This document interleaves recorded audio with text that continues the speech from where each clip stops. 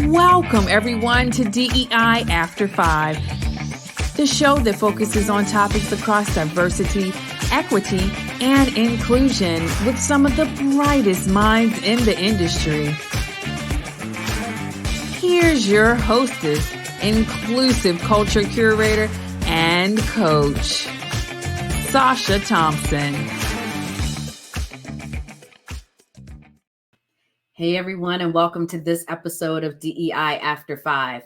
So if you have been listening for any amount of time, you will hear me talk about allyship, mentorship, sponsorship, all of those types of roles that people can play in helping individuals in the workplace advance. And so today's episode, really, we're going to dive deep into mentorship because I think that there's, again, some misunderstandings about what mentorship is and how it can be utilized in a way to help people progress outside of the workplace. And so today, my guest is Sandra Hunter, who is a guru when it comes to things all around mentorship. So Sandra, welcome to the show.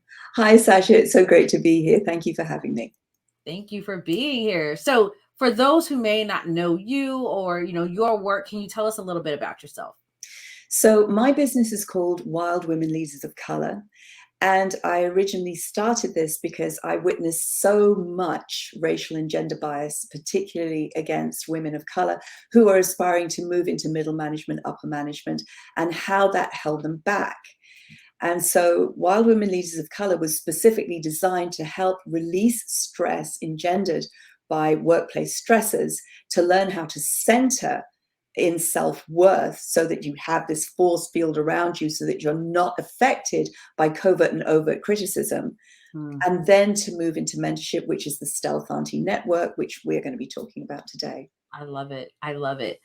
So as a woman of color who started my career in higher education and worked in nonprofit and then corporate, I always found that I had some type of mentor, right? I didn't necessarily look for them. Sometimes they kind of snatched me up, and I found so much value in that. And, for me, it was really around having someone, and again, it may not have been someone that was older or wiser and all the time, but someone that had insights that I didn't have, or someone that could help me navigate a situation because they had recently gone through it. And so kind of having that type of support. Also someone that could tell me, okay, though you are being your authentic self, it may not land that way or the way that you want with this particular group. And so how can you balance being yourself and kind of the expectations of leadership, right? So having some of those conversations helped me also figure out how I wanted to show up in the workplace. So when you talk about mentorship, when you talk about the work that you all do, how do you all define that? What does that look like in that space? So mentorship for us can be peer-to-peer, definitely, as you've experienced. And you're so fortunate. I love that you have people around you who can raise you up, who can give you perspective. And that's so crucial, right? But what I look at specifically is young women coming into the workplace. So young women are, as particularly young women of color, and they are used to being in the educational institution environment. They know the goals that they're going for. They know the expectations. They know the social structure associated with the educational institution, whether it's high school, trade school, university. They know that. Then they move into their careers, and they're expected to adapt to a completely different environment, which they're not familiar with. So they don't know how to create and sustain professional relationships. They don't know how to develop those. They don't know, for example, that they should take their earbuds out when they're speaking to a supervisor. That you get so used to having your earbuds in, you may not realize it, but don't realize that that's also an indication that you might not be listening so closely, right?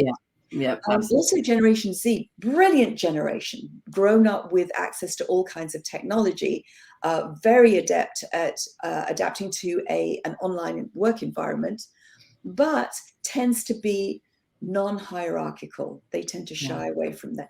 That can be problematic in a traditionally, structured career environment, right?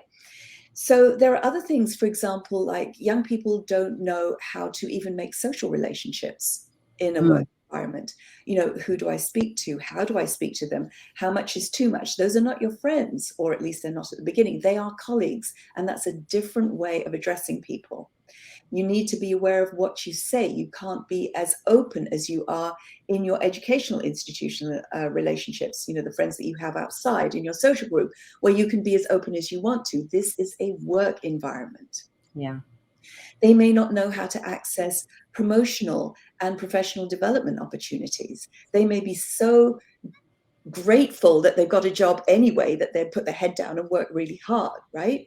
Yeah. They don't have the perspective that a mentor can give them to say, look, this is one aspect. This is the first aspect of the career ahead of you. How does this fit in? Do you feel that this is going to accelerate your career? Do you feel that you're going to gain a lot by staying in this position? And for how long? What is your career path through this company? In fact, your mentor can help you when you interview. Instead of trying to answer everybody's questions, have a few yourself. What's my promotional path here, especially as a young woman of color? Very basic things that a mentor can do physiologically for your mentee, which is how to sit in an interview. And you always sit with your back against the chair. The reason that you sit with your back against the chair is because you are not a supplicant. You're not trying to please other people. You're not trying to win the job. They have to win you. What are they going to offer you? That's a different mindset. Exactly. Just sitting back in your chair, your shoulders go back, your chin goes up, you're opening your throat. So all that physiological stuff with the parasympathetic nervous system and the vagus nerve, all of that is crucial, because when we bend our shoulders and tuck our heads down, we're inhibiting the throat freedom, and your throat, where your voice comes from, is your identity.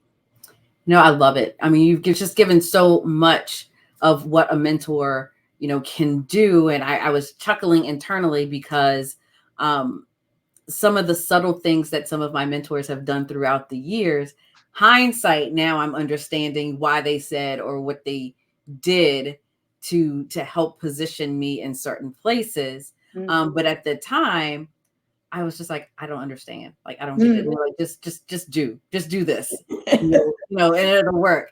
And so now again, hindsight, and then I'm kind of, laughing about the sitting back in the chair also because I'm short. So sometimes my feet don't hit the feet don't touch the ground, right? I have that too. Yeah.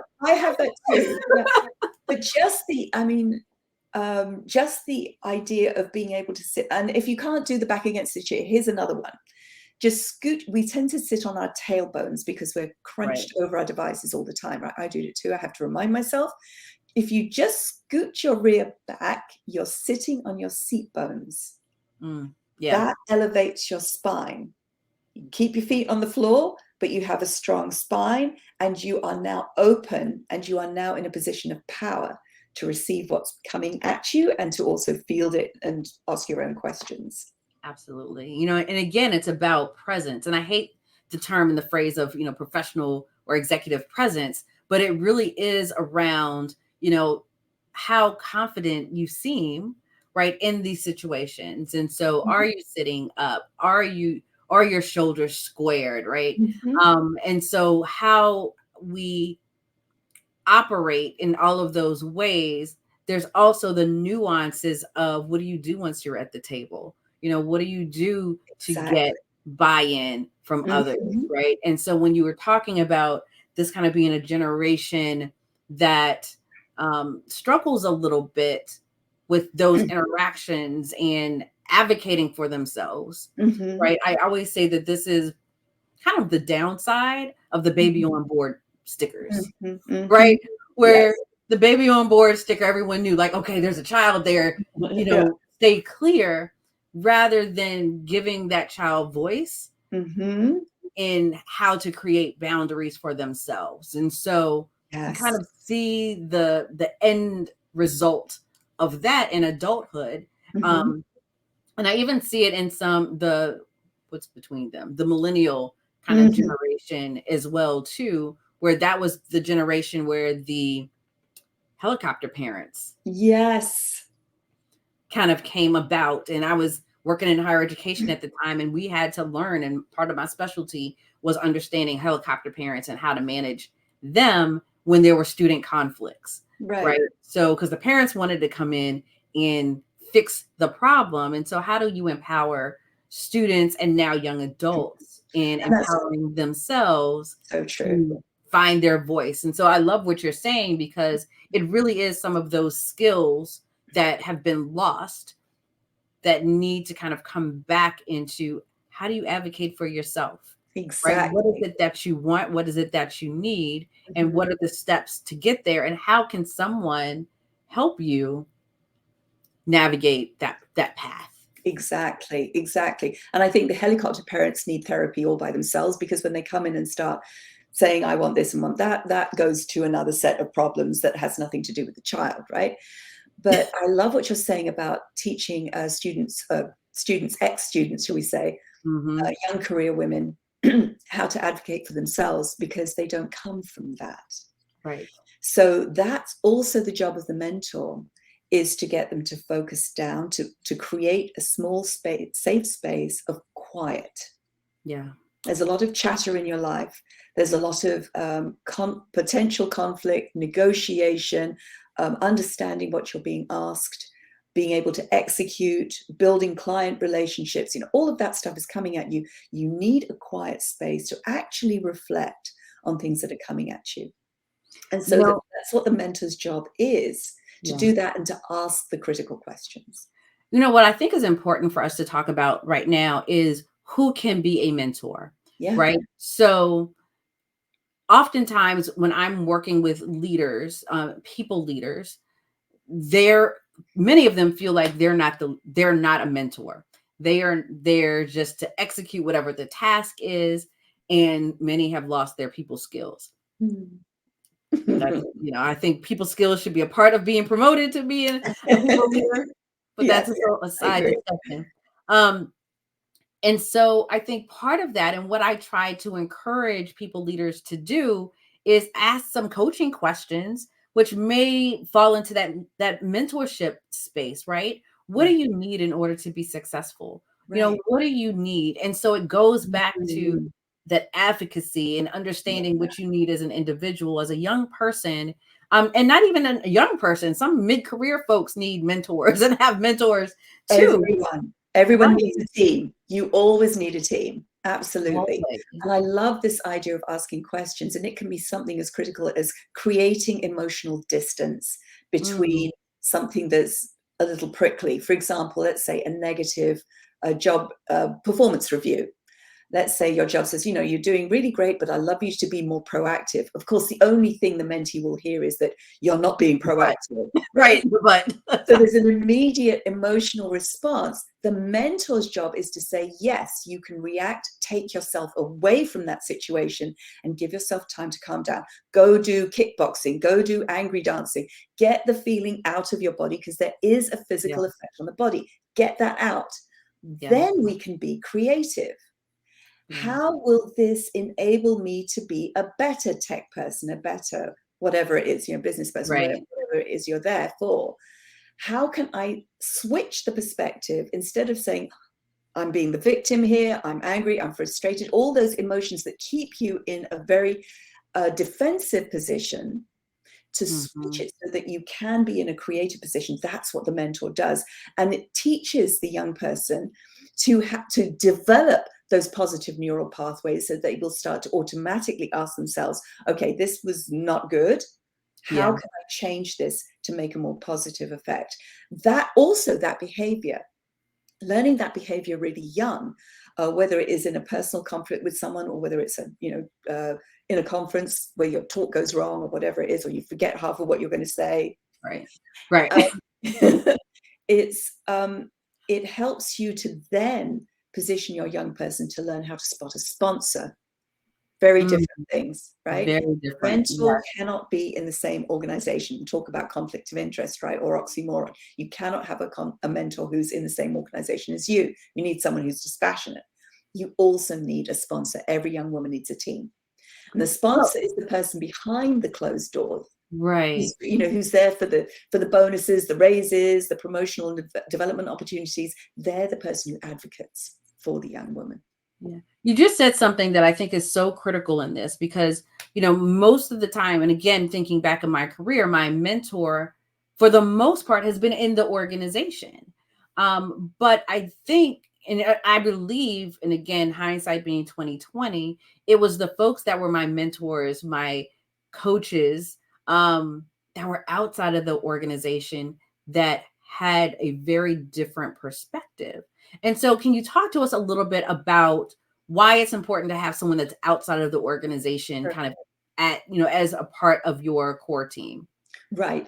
So this is really important because when you have somebody who is a mentor within the organization, they have the organization's interests at heart. They are also part of the organization. So they don't have perspective on the young person's actual career because if they're mentoring someone, the mentee is clearly going to go through that organization according to the mentor.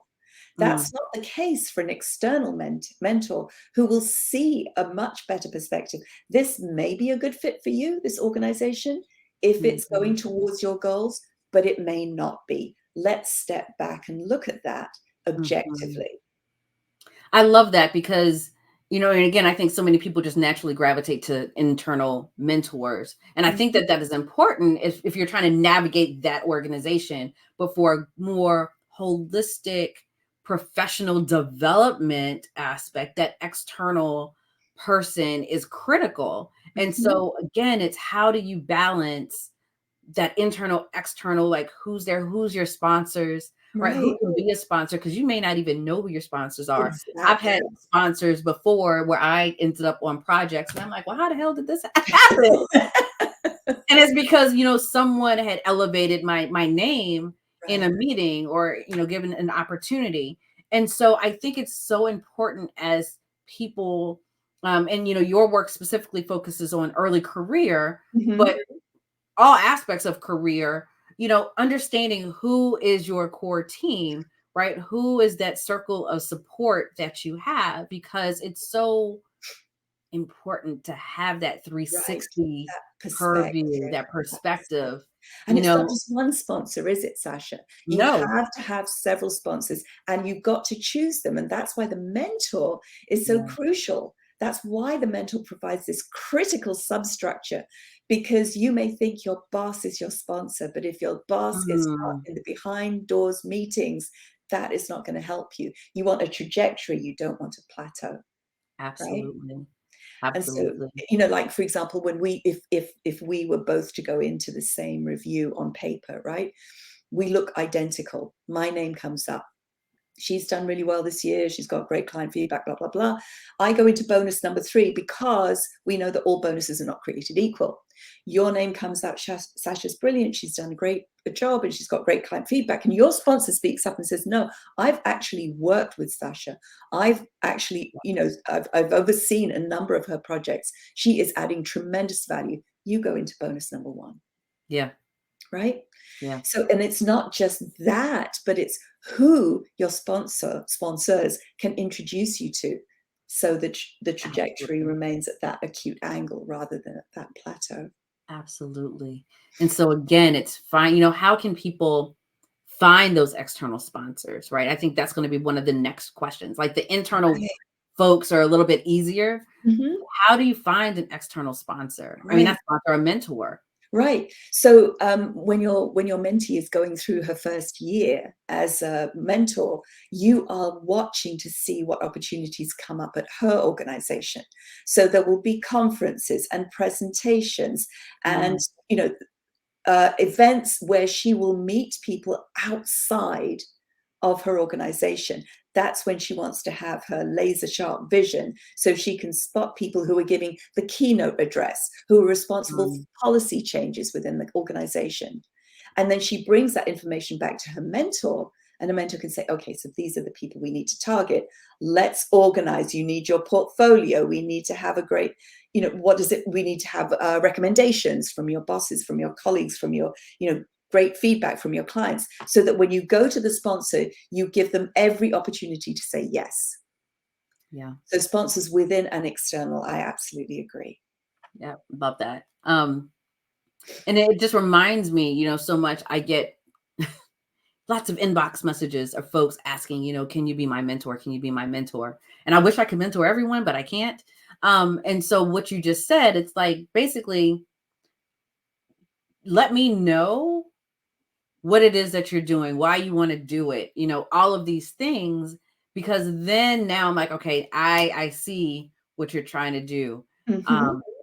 And I can help you. I can more easily help you and guide you. And again, Right. because I'm external, there's no bias Exactly. in the path, right? So Right. I think that I love what you're saying, in that you can't just reach out to be a mentor. You have to do your work to make sure that they see the Oh, yeah. value that they're going to invest their time in, to make sure that you are successful. Right. Because it's their name. So they're not Absolutely. going to That goes do for that mentoring way. and sponsorship, right? Because there's a risk for someone speaking up on your behalf in these Absolutely. meetings. That's their reputation as well, too. So Sandra, can you tell us a little bit about the program that you have? So you have a mentorship program. Mm-hmm. Can you tell us a little bit about that? So the program is designed as a whole package. So when professional women come into the program first, so they've been working 5, 10, 20, sometimes 40 years as a professional. And what they do is they have absorbed all of that racial and gender biases, sexism, all the isolation, all the microaggressions. They know what that's like. And they need to release it. We need to Mm, take care of them before they can become a mentor. So they start releasing that. We have various exercises and group sessions that we do so that they learn how to release stress. And we do it somatically and we do it emotionally, and it brings them back to the true, authentic, valuable self, right? The core self. Then we center them. We take some time to center them in their story. You don't know your story, you're going to be completely vulnerable to yeah. every external influence coming at you, whether it's social media or whether it's people who make those little comments about our hair and our shoes and all the rest of it, right? Or you Yeah. speak so well, that stuff, that will impact you. If you are centered in your story, if you know where you come from, even if you're reaching back to ancestors who are voiceless and faceless, whose stories have been so brutal they can't be told, whose Yeah. stories have been appropriated or overwritten by a white narrative. If you don't reach back to that, you're not going to understand why you are here. Those women, those generations of women have made it possible for us to be where we are now. I love So that. you've basically got your own written in cheerleading team. Yeah. They are, you go, girl, we've got you. You know that you need to listen to your heart, listen to us, because we've got you, we're leading you forward.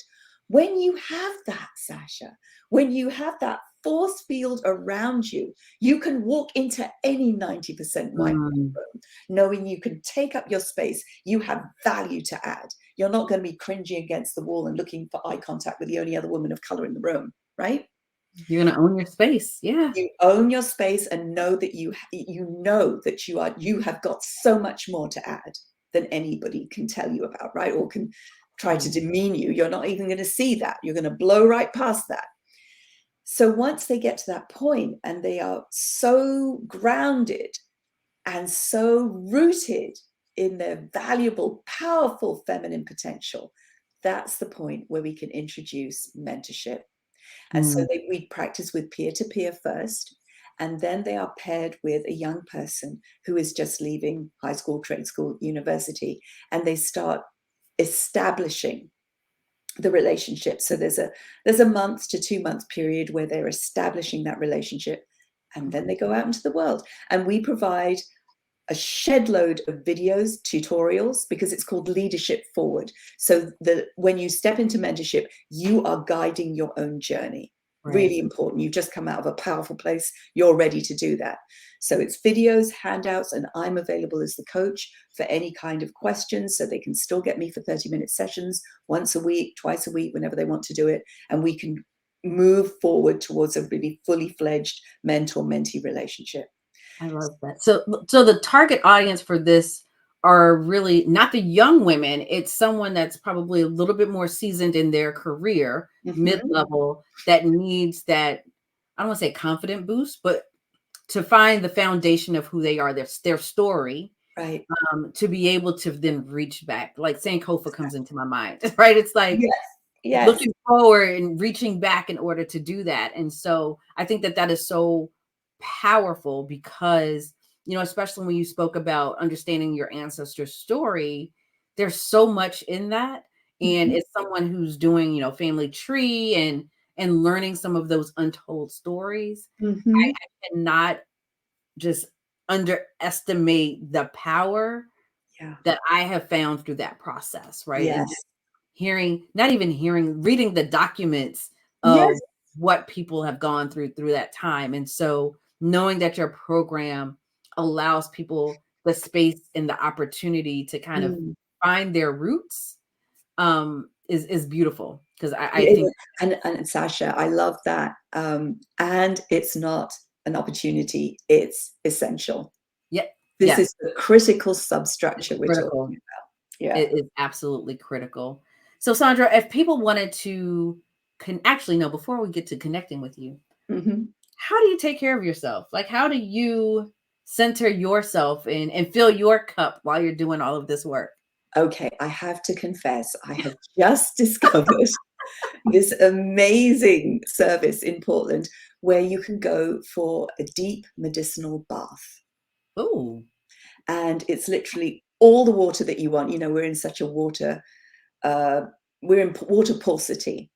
And so most of the time we're really careful about our showers and we don't want to do too much and we're careful. This is luxurious abundance. You have as much water as you want and it fills up the tub and you can just sit there and be serene in the scent of the medicinal herbs and the candles that are around you. And the best thing, you don't have to clean out the bath afterwards. Yes.